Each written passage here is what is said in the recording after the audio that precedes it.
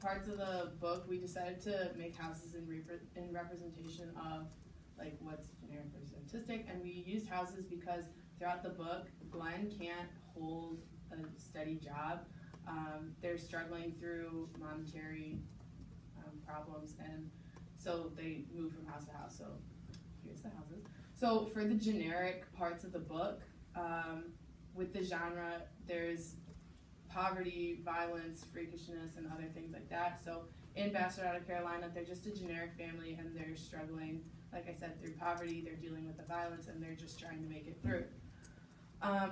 So showing poverty, there's how Glenn can't hold a job, so they have to keep moving. So a quote that represents it is that rent was $80 a month, too much by far, when Daddy Glenn had been bringing home only $60 a week. Grocery ran as much as the rent, and that was only because we got vegetables from my aunt's garden and discount meat from the man who sold ground beef and chicken to the diner.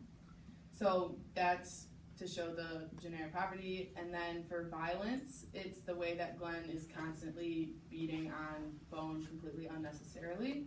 And so we quoted, he said, "What did I tell you?" he shouted, and he lifted me high, shaking me back and forth till my head rocked on my neck.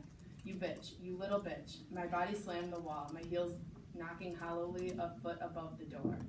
So, and that shows the generic violence. So it was pretty, there were some generic parts, but.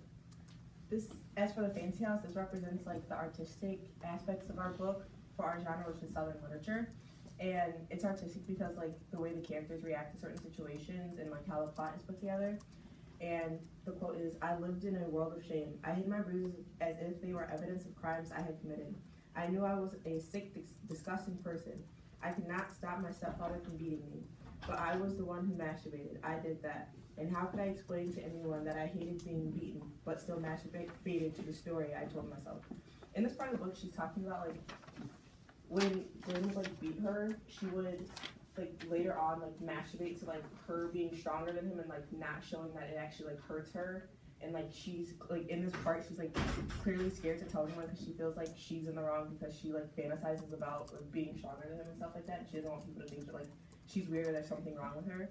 So like the artistic parts of it is like her internal conflicts because like she doesn't know what to make of the beatings.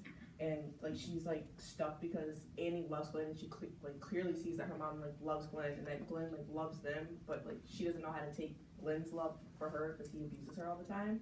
And then also the writing is very like character driven by the way that like she talks about her feelings is like the entire book.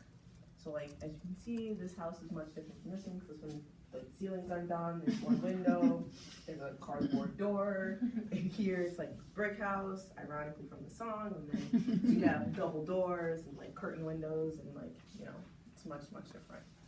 And that's called the roof.